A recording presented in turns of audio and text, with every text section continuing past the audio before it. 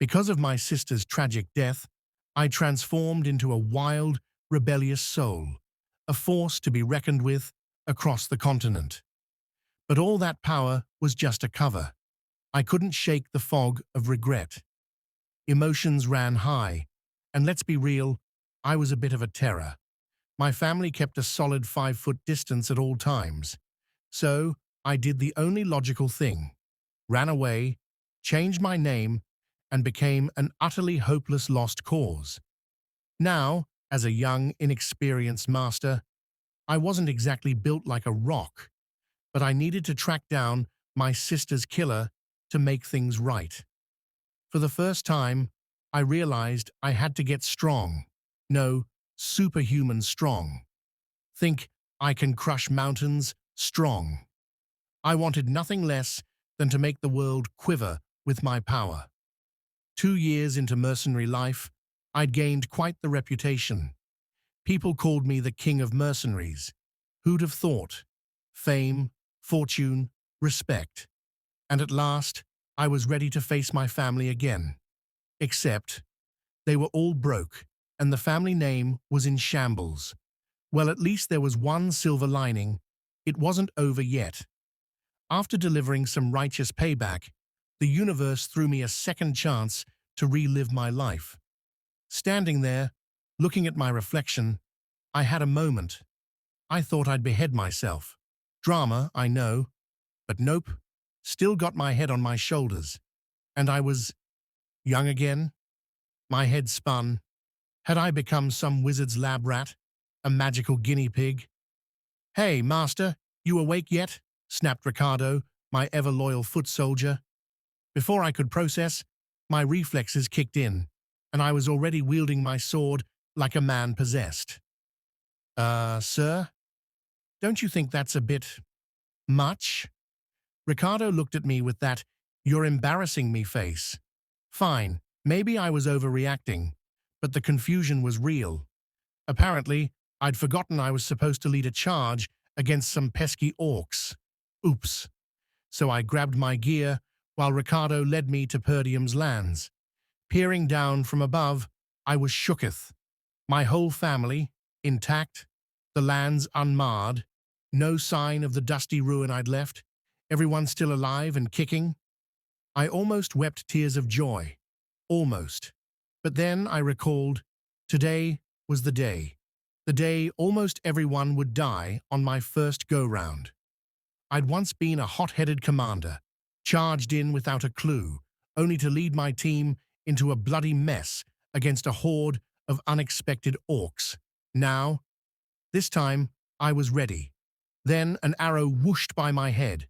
The orcs had arrived fast, and soon it was chaos. The orcs charged. Skov, our team leader, went all in, smashing orcs left and right until a colossal one swatted him away like a fly. Just before he was about to go out, I jumped in, pulled him to safety, and faced off against the beast. Wielding my blade, I gave that orc the ultimate slice and dice. The crowd gasped, marveling as half its arm hit the dirt. Sure, I couldn't use mana now, but I'd made it back early enough to make a difference. Turning to Skov, I demanded, "You're the captain, right?" "Hand over command." Skov stared at me, flabbergasted, like I'd just asked him to hand me the last donut at a police briefing. "You think this is a game? No way I'm giving you command. Just because you're the boss's kid doesn't mean—" I watched as another orc lunged our way, and Skov, ever the stubborn one, refused to back down. Fine by me. This time, I was going to lead this squad with all the strength and grit I'd collected over countless battles. As Ghislain decisively threw his sword, he barely dodged Skov Van, who had to lean out of the way. Skov Van muttered to himself, "What is he doing?" When he heard a sharp sound close by, his gaze shifted to where Ghislain's sword was now embedded deeply into the head of a monster, killing it instantly. Stunned, Skov Van thought, he actually hit its weak spot. "Skov Van," Ghislain called out, Do you know what's most important in battle? If our soldiers fall to fear, we won't stand a chance. We need strength. Now. Ghislain retrieved his sword, leaving Skov Van behind as he charged forward, leaping up to strike the creatures with fierce precision. His blade cut down enemies with such ease that the surrounding soldiers and even Skov Van himself watched in awe. As he fought, Ghislain shouted, "Come at me, orcs! I'll take you all down." His movements flowed smoothly as he targeted the beast's weak points. Skov Van could only think, "Am I dreaming? Even with my magical prowess, I can barely do anything here. How is this frail young lord fighting like a master swordsman without even using aura?" Ghislain's voice echoed over the battlefield. "Is this all you've got? I'm not even warmed up yet."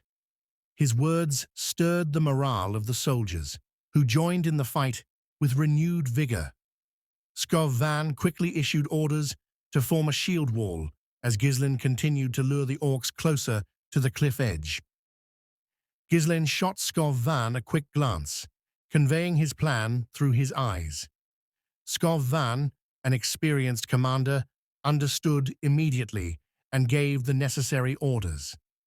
The soldiers braced themselves, creating a wall as Ghislain led the beasts right into the trap. With one final powerful push, they forced the horde over the cliff, sending them plummeting to their doom.